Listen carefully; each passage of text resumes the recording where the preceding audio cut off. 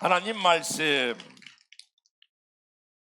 요한복음 4장 46절에서 54절, 마가복음 7장 24절에서 30절까지 읽도록 하겠습니다. 예수께서 다시 갈릴리 가나에 이르시니 전에 물로 포도주를 만든 곳이라 왕의 신하가 있어 그의 아들이 가버나움에 병들었더니 그가 예수께서 유대로부터 갈릴리로 오셨다는 것을 듣고 가서 청하되 내려오셔서 내 아들의 병을 고쳐 주소서 하니 그가 거의 죽게 되었습니다.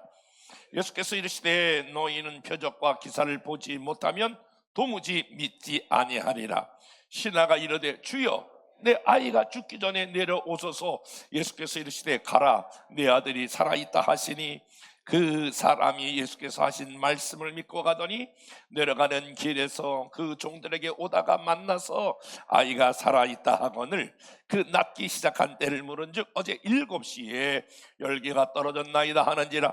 그의 아버지가 예수께서 내 아들이 살아있다는 말씀하신 그때인 줄 알고 자기와 그 온 집안이 다 믿으니라. 이것은 예수께서 유대에서 갈릴리로 오신 후에 행하신 두 번째 표적이니라. 아멘. 마가복음 4장 24절에서 30절, 예수께서 일어나사 거기를 떠나 두로 지방으로 가서 한 집에 들어가 아무도 모르게 하시려고 하나 숨길 수 없더라. 이에 더러운 귀신 들린 어린 딸을 둔 여자가 예수의 소문을 듣고 곧 와서 그 발 아래 엎드리니 그 여자는 헬라인이요 수로보니게 족속이라. 자기 딸에게서 귀신 쫓아내 주시기를 간구하거늘 예수께서 이르시되 자녀로 먼저 배불리 먹게 할지니 자녀의 떡을 취하여 개들에게 던짐이 마땅하지 아니하니라. 여자가 대답하여 이르되 주여 올소이다. 많은 상 아래 개들도 아이들이 먹던 부스러기를 먹나이다. 예수께서 이르시되 이 말을 하였은즉 돌아가라 귀신이 내 딸에게서 나갔느니라 하시매 여자가 집에 돌아가 본즉 아이가 침상에 누웠고 귀신이 나갔더라. 아멘.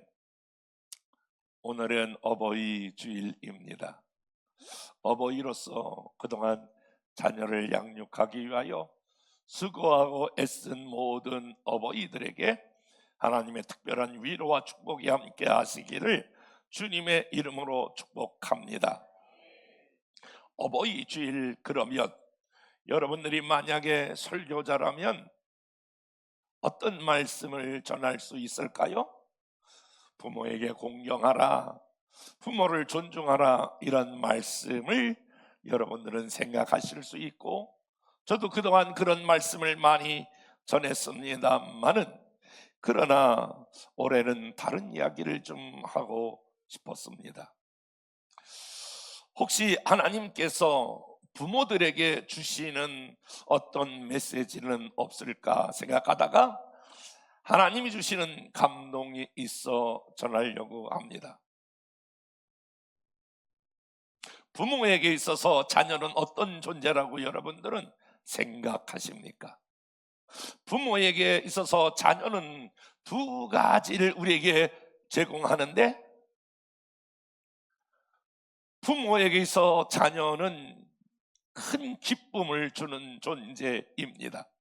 여러분의 자녀가 다 커서 지금은 여러분의 마음을 아프기도 하고 아유 저 왼수 덩어리 뭐 이렇게 생각하는 경우도 있습니다만은 대체로 사실은 우리 부모가 아이를 낳아서 그 아이를 보고 자라나는 아이를 품에 안고 기뻐하며 즐거워하는 것은 이미 여러분 자녀로부터 받을 만한 모든 행복과 기쁨을 이미 여러분들은 부모님들은 전에 받은, 자녀는 부모에게 기쁨을 주는 존재가 틀림이 없습니다. 그러나 그와 더불어 부모에게 있어서 자녀는 영원한 숙제입니다. 숙제, 늘 학교 다닐 때 내가 숙제를 풀어야지 이렇게 부담이 되는 것처럼 자녀는 부모에게 있어서 영원한 부담입니다. 아이를 잘 기르면 되겠다. 그리고 정성을 다해서 기릅니다. 그리고 이 아이가 조금 자라면은 이 아이의 대학만 갔으면 얼마나 좋을까. 자기가 원하는 대학, 아니 부모가 원하는 대학을 향하여 모든 부모는 거기에 에너지를 다 쏟습니다. 아침 일찍 일어나기도 하고 도시락을 2개씩 싸기도 하고, 그리고 저녁에 돌아와 또 아이의 컨디션에 맞춰서 그 기분에 맞춰서 대학 들어가는 동안 최선을 다합니다. 그것으로 끝난 줄 알았는데, 이제 대학을 졸업하면 모든 부모들은 이 아이가 좋은 직장에 들어가야 되는데, 괜찮은 직장으로 가야 되는데 라고 하면서 직장에 대한 숙제를 부모님들은 가지고 있습니다.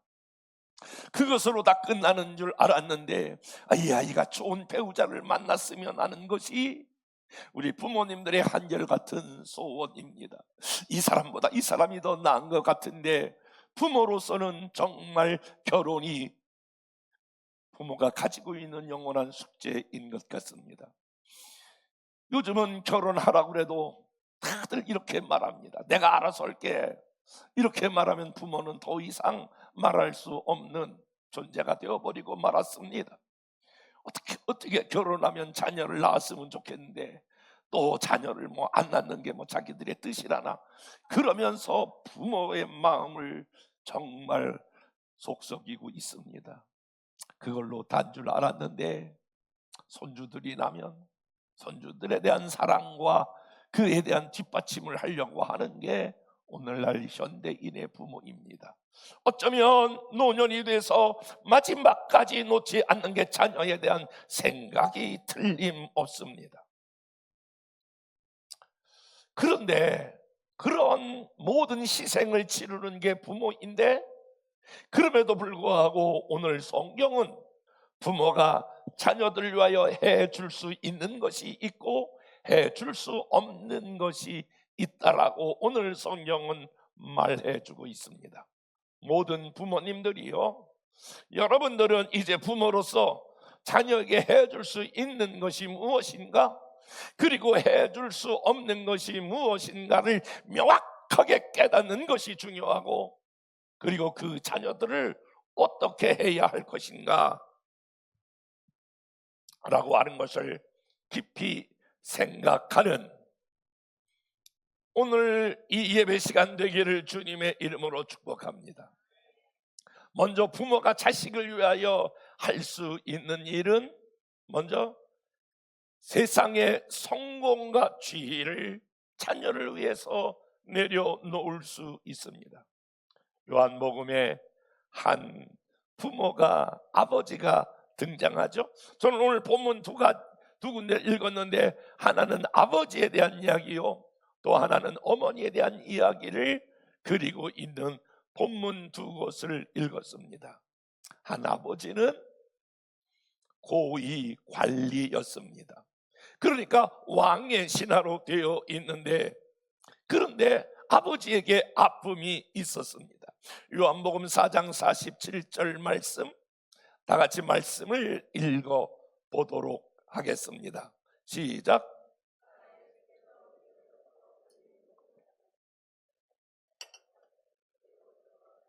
내 아들의 병을 고쳐주소서 하니 그가 거의 죽게 되었습니다. 아버지에게 아픔이 있었는데 아들이 병들어 거의 죽게 되었다라고 하는 거예요. 왕의 신하로 지위가 있었지만은, 여러분, 왕의 신하니까 얼마나 바쁘겠습니까? 왕을 보좌해야 되니까 왕궁을 쉽게 비울 수도 없었을 것입니다. 그런데 온통 신경이 지금 아들에게 가 있습니다.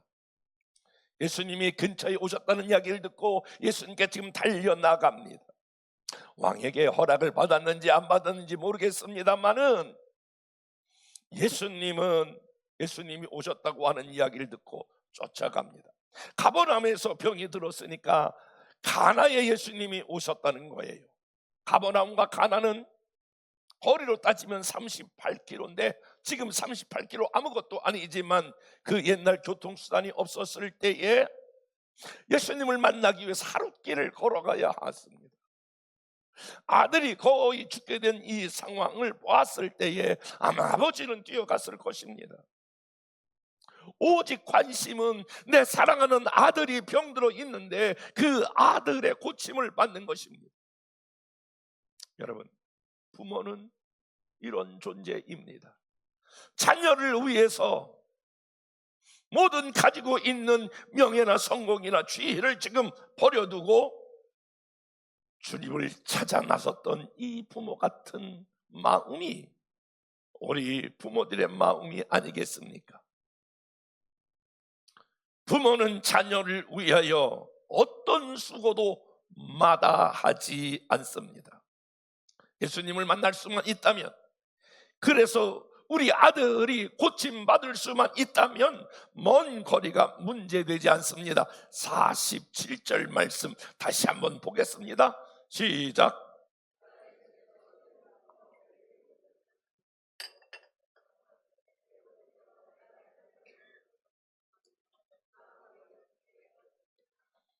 주님이 갈릴리로 오셨다는 이야기를 듣고 직접 본인이 갑니다. 왕의 신하인데 사람을 시킬 수가 있었습니다. 그러나 51절 말씀해 보니까 내려가는 길에 그 종들이 오다가 만나서 아이가 살아있다 하거늘.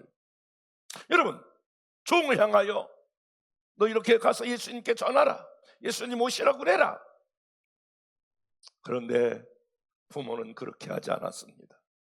부모는 직접 본인이 38km 아마 뛰다가 힘들면 다시 걷다가 다시 생각나면 우리 아들의 죽게 된 그 상황을 생각하면 여러분, 뛰지 않을 수 없는 그런 자식을 위하여 수고도 하나 수고롭게 생각하지 않습니다.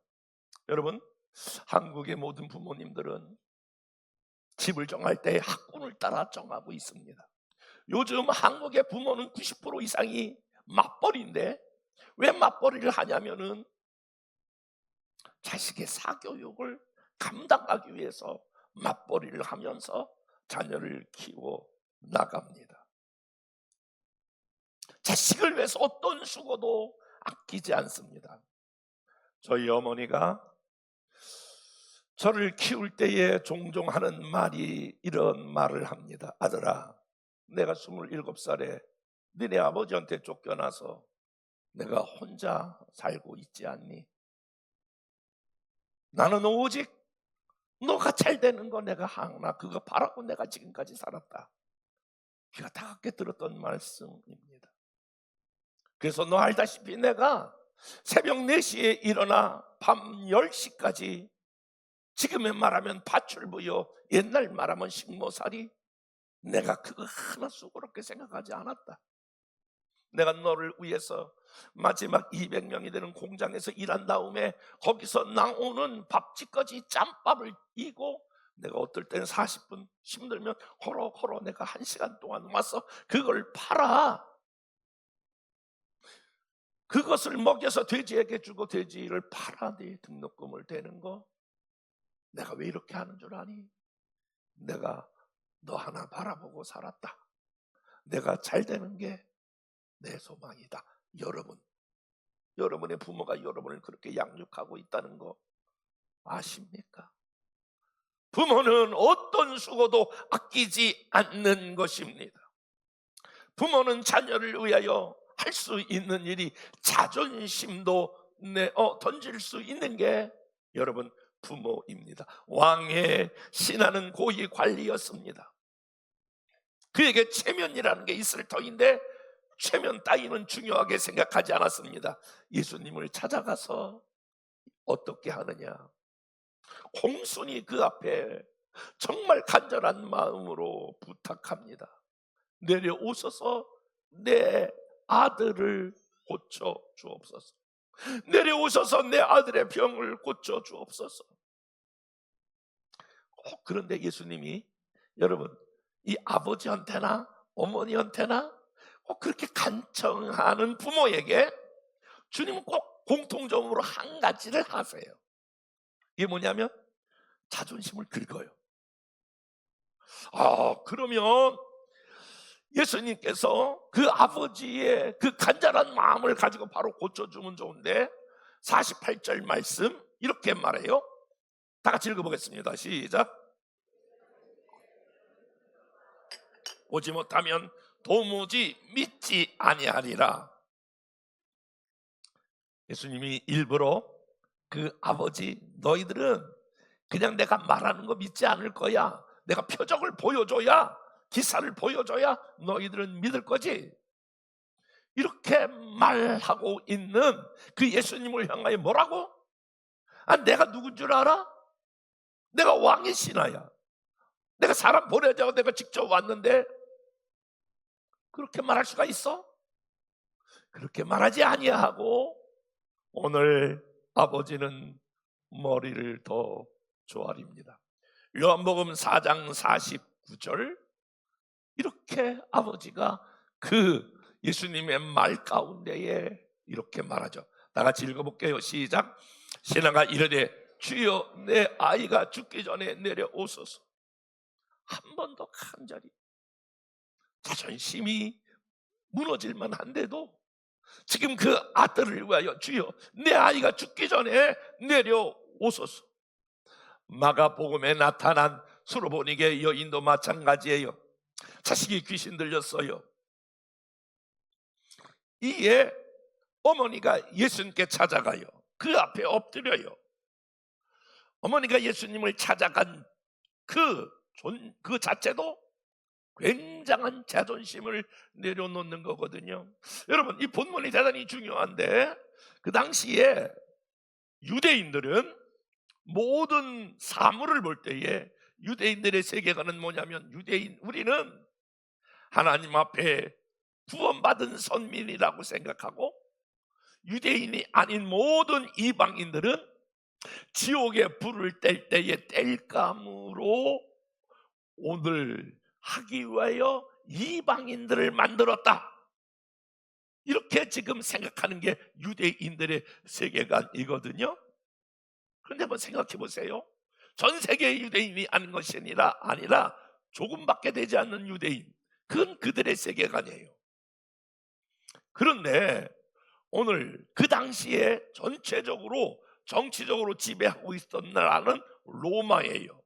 그러나 문화적으로, 정신학적으로 말하면 헬레니즘이 전 세계를 사실은 이끌고 있었어요. 그러니까 헬라 제국이 그 당시에 그리스어를 썼는데, 당시 이 헬라 사람들은 그리스어를, 헬라어를 모르는 사람들을 향하여 어떻게 생각했냐면, 그들은 모두가 다 야만인으로 취급했어요. 자, 보세요. 유대인들은 자기들은 선민이요 모든 사람은 이방인이라고 생각했던 것이 그들의 세계관이라면, 이 헬라 사람들은 헬라어를 하지 못하는, 헬라 문화에 젖어 있지 않는 사람들은 모두가 다 야만인 취급을 했다라고 하는 거예요. 그런데 오늘 이 여인이 예수님께 나아가서 지금 내 딸이 귀신 들렸으니까 귀신 들린 아이를 살려달라고 하는 것은 대단히 자기에 있는 자존심을 지금 내려놓고 헬라인이 야만인에게 무릎을 꿇고 살려달라고 하는 것입니다. 그런데 예수님께서 벌써 그 여인이 자존심을 가지고 그렇게 했음에도 불구하고 마가복음 7장 27절 다 같이 한번 읽어볼게요. 시작.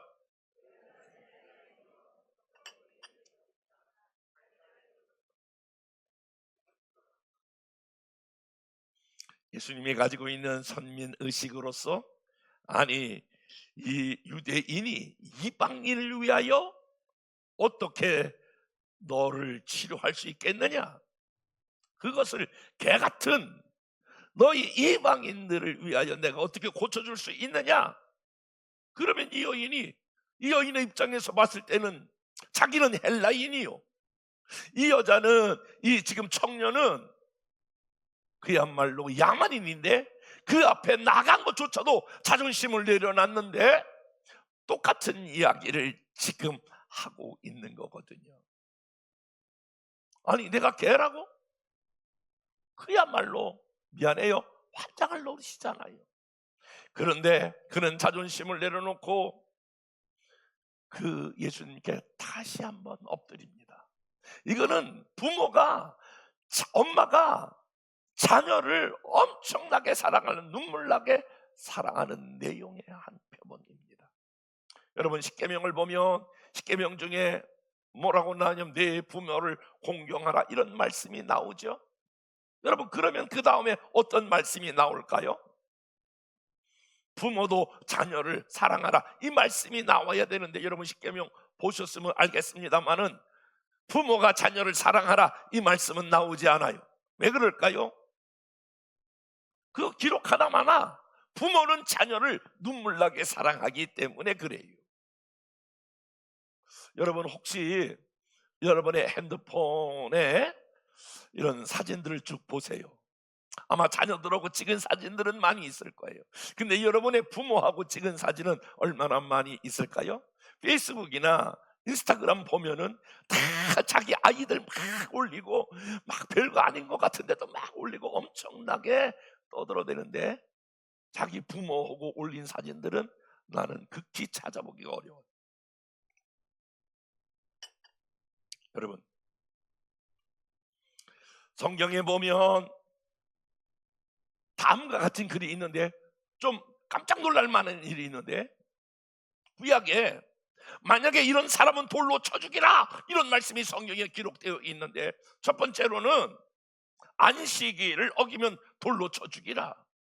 그리고 두 번째, 간음하는 자는 간부와 함께 음부도 돌로 쳐 죽이라. 그리고 세 번째로는 부모를 거역하고 부모에게 함부로 대하는 패륜하는 돌로 쳐 죽이라 라고 하는 말씀이 기록되어 있습니다. 놀랍죠? 신명기 21장 18절에서 여러분 21절 말씀을 다 같이 한번 읽어보겠습니다. 시작. 그의 아버지의 말이나 그의 어머니 말을 순종하지 아니하고 부모가 징계하여도 순종하지 아니하거든 그의 부모가 그를 끌고 성문에 이르러 그 성읍 장로들에게 나아가서 그 성읍 장로들에게 말하기를 우리의 이 자식은 완악하고 배역하여 우리 말을 듣지 아니하고 방탕하며 술에 잠긴 자라 하면 그 성읍의 모든 사람들이 그를 돌로 쳐 죽일지니 이같이 내가 너희에게 악을 제하라. 그리하면 온 이스라엘을 듣고 두려워하리라. 여러분, 안식일을 범하면 돌로 쳐 죽이고, 성적 범죄를 하면 돌로 쳐 죽이고, 부모에게 패역한 이 일을 하면 돌로 쳐 죽이라. 성경은 그렇게 기록하고 있는데, 실제적으로 안식일을 범하여 돌로 쳐 죽임을 당하는 사건이 민수기 15장 32절부터 36절에 보면 나오게 돼요. 안식일에 나무를 하다가 돌로 쳐 죽임을 당하는 사건입니다. 요한복음 여러분 잘 아시는 대로 8장에 보면 간음하는 여자가 사람들이 돌로 쳐 죽이려고 할 때 예수님께서 나타나셔서 그걸 해결하는 장면이 나오는데, 그 이야기는 뭐냐면 간음하면 그 당시에 돌로 쳐 죽임을 했다라고 하는 사실을 증명하고 있는 사건입니다.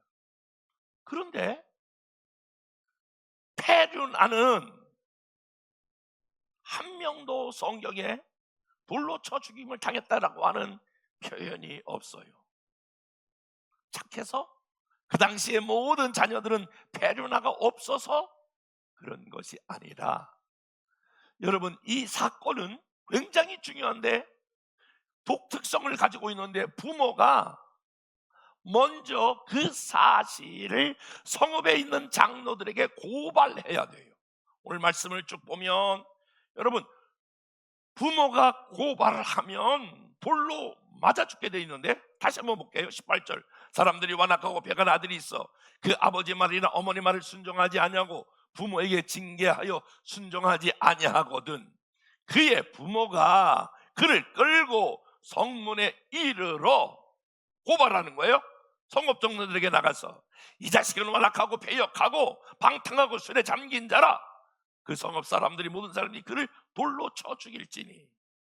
여러분, 그런데 안식일을 범한 사람은 돌로 쳐 죽이고, 오늘 좀 무시무시한 얘기를 하네. 간음한 사람도 돌로 쳐 죽임을 당했는데, 이런 패륜하는 죽임을 당했다라고 하는 것이 없어요. 왜 그럴까요? 부모가 자식이 아무리 잘못해도 그거를 끌어안고 고통을 당할지언정 자기 자녀를 데리고 성읍에 가서 고발하여 사람들이 돌로 쳐 죽임을 당하지 않게 하기 위하여 부모가 그것을 끌어안고 살았다라고 하는 것을 증명하는 거예요. 여러분, 그럼에도 불구하고 이렇게 자기의 성공과 지위를 내려놓을 수 있는, 그렇게 여러분의 부모들이 저와 여러분들을, 여러분 여기 앉아있는 우리 다음 세대를 그렇게 모든 걸 지휘하고 수고도 아낌없이 드리고 자존심도 내려놓고 그렇게 자녀를 양육했습니다. 부모는 아니지만 옆에 사람 같이 한번 위로해 봅시다. 우리 부모님의 수고를 하나님이 다 아십니다. 시작.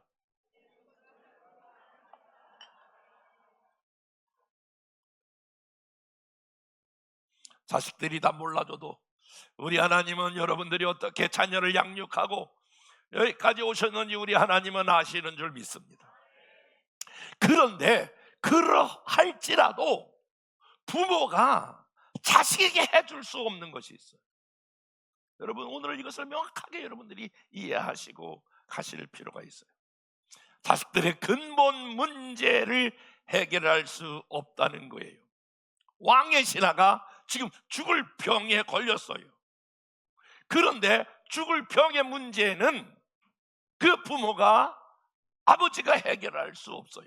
그래서 예수님께 찾아온 것을 보게 되거든요. 여러분, 그거 아세요? 여러분의 자녀가 오늘 이 자녀만 죽을 병에 걸린 것이 아니라 모든 자녀들이 죽을 병에 걸렸다라고 하는 거 어떻게 생각하세요? 유명한 실존주의 철학자 키엘케고르는 죽음에 이르는 병이라고 하는 책을 썼는데, 죽음에 이르는 병이 여러분 무엇입니까? 키엘케고르는 그것을 절망이라고 봤어요. 절망은 죽음에 이르는 병이다. 근데 조금 더 깊이 읽어보면 절망의 끝은 바로 뭐냐면 죄다라고 하는 거예요. 우리가 아무리 자녀가 착해도, 아무리 훌륭해도, 아무리 말 잘 들어도 우리 인간은 죄로 태어나서 죄의 그 결과로부터 벗어날 수 없는 존재예요. 그러니까 죄값을 하나님으로부터 받아야 될 존재예요. 여러분, 아무리 자녀가 잘났어도 대단해도 위대해도 여러분의 자녀가 죄로 묶여 죄 가운데 끌려다니다가 인생을 마치면 안 돼요.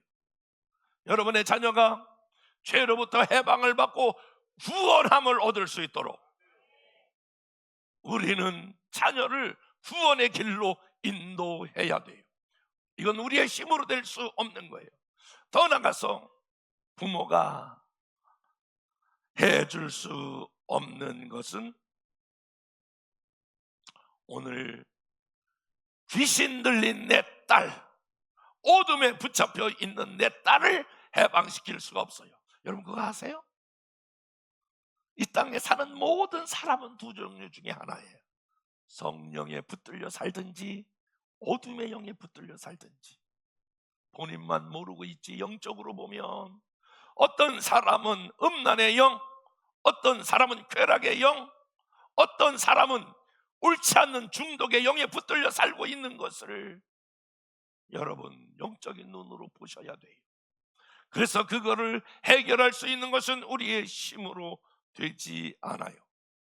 오늘 아버지의 문제, 어머니의 문제, 죽음의 문제, 어둠의 영에 붙잡힌 이 근본적인 문제를 해결할 수 없기 때문에 오늘 부모가 한 일은 그 문제를 가지고 예수님께 나와왔다라고 하는 거예요.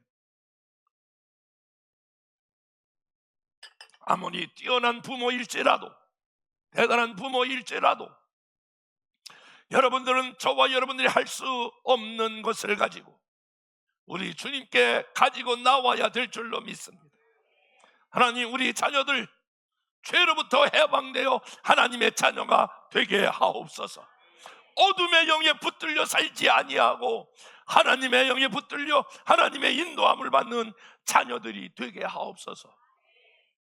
내일부터 한 주간 동안 자녀를 위하여, 가정을 위하여 특별 새벽 집회를 할 거예요. 저와 여러분들이 해야 될 일이 있는데, 정직하게 여러분들이 때는 지위도 내려놓고 수고하고 자존심도 내려놓고 그렇게 자녀를 사랑하지만 할 수 없는 일을 기억하고 우리 주님께 나와 나의 자녀의 구원의 문제를, 그리고 어둠의 영에 붙잡히지 아니하고 하나님의 영에 붙들려 살아가도록 기도해야 될 줄로 믿습니다. 자녀를 하나님께 맡기셔야 합니다. 오늘 성가대가 불렀던 그 여러분 찬양, 너의 참 주인이신 하나님께 너를 맡긴다, 이 찬양처럼 저와 여러분이 여러분의 자녀를 하나님께 맡기고 붙들어야 합니다. 여러분, 오늘 아버지나 어머니나 둘 다 기회를 놓치지 않았습니다. 예수님께서 갈릴리 오신다라고 하는 이야기를 듣고 아버지는 뛰어나가 그 아들을 위해 기도하고, 어머니는 오늘 그 예수님이 오신다라고 하는 기회를 놓치지 아니하고 자기 딸을 위해서 여러분 기회를 붙잡은 것을 보게 됩니다. 여러분의 자녀들은 부모가 아무리 이야기해도 자녀가 더 이상 그 말을 듣지 않을 때가 있습니다. 그때가 이르기 전에, 더 이상 부모의 말이 1%도 먹혀 들어가지 않기 전에 저와 여러분들은 이 기회가 그렇게 많지 않음을 기억하고 하나님 앞에 나와 기회를 붙드셔야 합니다. 결국 예수님의 말씀에 따라 둘 다 시험했지만은 시험을 이겨내고 인내하여 병든 아들이 고침받고 그리고 귀신 들린 아이가 떠나갔던 것처럼, 여러분, 눈물로 씨를 뿌리는 자는 기쁨으로 단을 거두게 될 줄로 믿습니다. 여러분, 혹시 이런 얘기 들어보셨어요? 저 사람은 자식 농사 잘 졌어. 자녀 양육을 농사로 비유하지 않습니까? 농사 지어진 불은 알지만 씨를 뿌릴 때가 있습니다. 그리고 씨를 뿌린 사람은 반드시 거둘 때를 기대하며 사는 것처럼, 여러분이 자녀를 위하여, 자녀의 연약함을 위하여 부모가 해줄 수 있는 것을 인정하고 해줄 수 없는 걸 여러분이 고백하고 그것을 가지고 눈물로 씨를 뿌리면 하나님께서 결국에는 오늘 그 아버지의 아들을 고쳤던 것처럼, 수로보니게 여인의 딸을 고쳤던 것처럼 여러분의 딸을 고쳐주실 줄로 믿습니다. 오늘 요괴벳의 노래를, 찬양을 들으면서 저도 이번 주간에 다시 한번 요괴벳의 노래를 묵상하고 또 묵상했습니다. 마지막, 너의 삶의 참주인, 너의 참 부모이신 하나님 그 손에 너의 삶을 맡긴다. 너의 삶의 참주인, 너를 이끄시는 주 하나님 그 손에 내 삶을 맡긴다. 그가 널 구원하시리, 그가 널 이끄시리, 그가 널 사용하시리, 그가 너를 인도하시리. 너의 삶의 참 주인. 여러분, 아까도 우리 찬양 들었지만 다시 한번 찬양을 듣고 우리도 이 찬양 함께 하도록 하겠습니다.